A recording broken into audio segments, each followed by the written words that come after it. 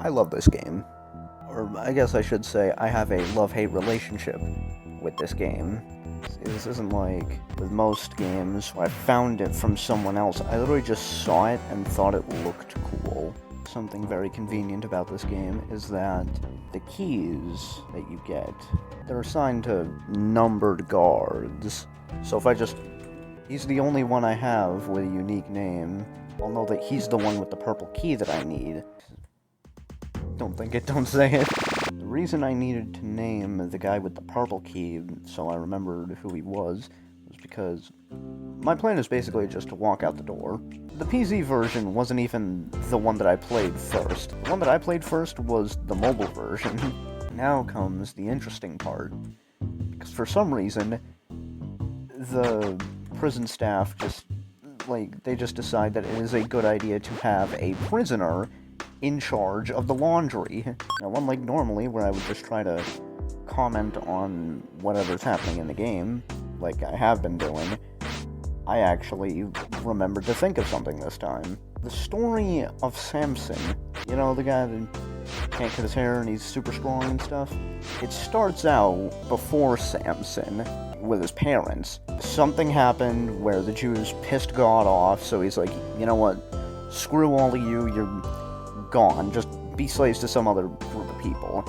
So we're some time into that, and there's this guy, Manoah. Him and his wife were just a regular couple of Jews, you know, very poor, very average.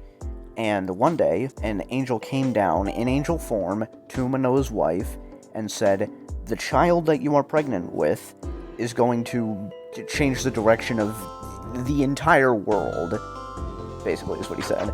The angel leaves, and then Manoah's wife comes back to him, and she tells him what happened, and Manoah says, well, what do we do once the kid's born? What then? Obviously, Manoah's wife didn't ask, so Manoah basically has to pray, God, please send another messenger so we know how to raise the child once it is born. However many days after that, Manoah's just walking around, and he finds someone. Regular old man, it's actually an angel in disguise. He says to Manoah, you can't cut a hair from his head. After that, Manoah goes, well, let me be hospitable, stay with me for dinner. And the angel, who doesn't want to reveal that it's an angel, is like, no, I won't stay for dinner. And I was like, I insist, please stay for dinner. I have a goat. I can kill the goat and we'll eat that. And the angel says, if I stay as you're asking me to, then take that goat and burn it for the Lord. He's like, oh, that's like my only goal, right? That was gonna be our food for a while, but sure, I guess I can just burn it for God. So he burns the goat, and then the angel just kind of fucks off. It doesn't really go over the childhood. It just sort of skips straight to, like, early 20s. So think of, like, Slash from Guns N' Roses, but with a beard and, like, way more unkempt. Samson is going around the city of Timnah, and he finds this woman. It's just love at first sight, but the problem is she is a Philistine and not a Jew, and the Jews and the Philistines don't exactly get along. Samson goes to his dad, and he's like, hey, I've got this woman, I want you to go and get her for me so we can get married. He goes to tell the family of his soon-to-be wife that, alright, we're getting married, and on the way, he's alone. A lion then leaps at him, and then using his strength from his hair, he rips it in half. The example used in the Bible was the way you would a goat, which I guess just means they would go, hey, you guys want some goat? And then he gets to the Philistine wherever, and he's like, alright, the wedding's on.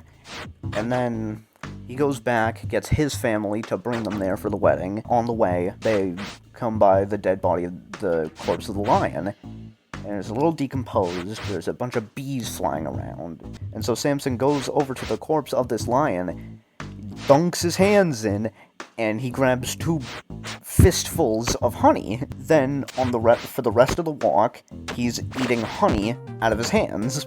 When they get there, Samson goes to the family of his wife, and he says, I have a riddle for you. And if you can solve the riddle, then I will give you 30 outfits of linen. But if you can't solve the riddle, then you'll have to give me 30 outfits of linen. And so the Philistines take his challenge, and he tells the riddle of, out of the eater, something to eat. Out of the strong, something sweet. Obviously referring to the lion, and how there was honey in it. But that doesn't really work, because he never told anyone about that experience. So no one else would know. And then they can't figure out what the hell Samson means. So a couple of days later, they go to his wife and basically say, you gotta find out what the hell the answer to that riddle is, because we can't figure it out, and we don't have any linen to give him. So Samson gives her the answer, unassuming, and then she goes and gives it to the Philistines. They come to Samson, and they come to say, hey, we got it. We figured out your riddle. And Samson's like, then, what is the answer? And they say, what is sweeter than honey? What is stronger than lion? So instead of answering it, they just ask him another question. And then Samson's like, you cheated. I just told that answer to my wife, and then she told it to you. And then Samson stood up, calmly, and then he murdered 30 people. When he was done, he left, saying, someday I'll get my vengeance. And then he spends a couple of days to himself, and then when he comes back, he goes to his dad, and says that he wants to talk to his wife. But then Manoah informs him that she is no longer his wife. It basically just affirms in Samson's head, like, oh yeah, I need to kill more Philistines, basically. And so he goes out in the middle of the night, and he catches 300 foxes. He has all those foxes, and he ties their tails together 2 by 2. So he has 150 pairs of foxes, and then he lights torches and puts those into the tails as well. And then he just chucks all the foxes, like, onto the Philistine crops, and then they all wake up the next morning, and they see the aftermath of it. So then they go to the family of the woman that Samson had initially married. They just end up burning them. 1,000 or so Philistines, they go to the Jewish area. They're like, where is Samson? Hand him over right now. The Jews don't know where he is, because at this point, Samson's just hiding out in a cave somewhere. The Philistines search, and obviously they can't find him. So then, some of the Jews, they go to the cave that Samson was hiding in, and they're like, we gotta hand you over, man. And Samson's like, yeah, that's not happening, and we both know it. Samson comes up with the idea of, you guys could pretend to have me tied up, and then bring me back, and then I'll burst out of there. They're like, oh wow, that's a great idea. We could even throw you a sword and shield. And he's like, no. I will use the jawbone of an ass. Nobody is about to try and argue against that, so they're just like, alright, we'll get you the jawbone of an ass. They take Samson back, and they're like, hey, here he is. And then Samson bursts out, and then after he kills all of those, 1,000 or so Philistines, everyone seeing what a fucking beast Samson is, just decide, okay, yep, do you want to be in charge? Thing is, Samson still, he doesn't think he's gotten enough vengeance on them. But then it gets to the part of Samson and Delilah. So he finds this girl Delilah. Just like the first time, he's completely in love with her. And it wasn't exactly like a secret that they were a thing either. So the Philistines go to Delilah and they're like, hey, you need to find out how he gets his strength. And so she goes to him one night. So Samson, what gives you your strength? And Samson is like, well, if they had only tied my hands with 7 unused bowstrings, then they would have I would have been just as weak as any other man. And so she does that. She waits for him to fall asleep, ties his hands with the 7 unused bowstrings, and then a group of a dozen or so Philistines waiting there to, carry him off. He wakes up and sees them, and then he bursts out, and then he kills them all. Next night, or however many nights later, she goes to Samson again, and she's like, oh, why'd you lie to me? And Samson doesn't really worry about, why did you try to have me captured and killed? He just makes up another lie. Well, if they used a brand new rope, it would have worked.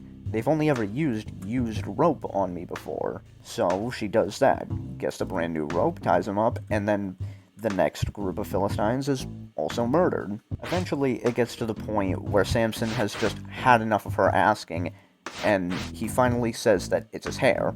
Then, that night, she waits for him to fall asleep, cuts his hair off, and then, when the next group of Philistines show up, he doesn't have his strength anymore, so he can't kill them all. They immediately gouge his eyes out, so he's no longer a threat. Now that he's just as weak as the average man, they put him on a grain mill. Everyone forgot that hair grew back, apparently. So then, a couple of months later, they're having a big celebration for, the fact that they caught Samson, finally. There's 3,000-ish Philistines up top, and then on the inside there's like 2,000 of the upper class. So then they bring Samson in, put him on a stage, and then all the Philistines they just start chucking tomatoes at him and shit, and eventually he falls over, because he just can't support his own weight anymore. He says, please, just let me lean against a pillar. And obviously they think, this guy's not a threat, what's he gonna do without his strength? So they give him what he wants, he's up against a pillar, and then he prays to God and says, please allow me to get my vengeance on the Philistines. So God imbues him with his strength, and he puts one arm on the pillar that he's leaning against, and another hand on another pillar, and then wrecks him, and then the entire building collapses, and that's another 5,000 Philistines dead. And you gotta wonder, do you think Samson thought he had enough vengeance by that point? Now comes the fun part of literally just needing to wait for the game to give me good enough RNG. Something that I don't understand is, why are all of the inmates barefoot? This is why I said I have a love-hate relationship with this game, because honestly it is very fun trying to figure out how to escape, but the problem is, once you have an idea, the game relies so heavily on RNG. Now, at this point, I'm just waiting to get enough files and duct tapes and such to maximize my cutters. That's what I'm looking for is... Yep, right there. It's annoying that he's one of the guards that travels in the pack. Yep, there we go. Then I put those two together. Put the entrance key back on him, and we're good. Put these together, and I have my entrance key. Now that I have everything that I need, let me go over what my plan actually is. I will attend roll call, I'll be there, and then I will go to my cell, grab my bed dummy, put that into my bed, grab my cutters, my entrance key, and my guard outfit, and then I'll head through, and I will hide in this locker.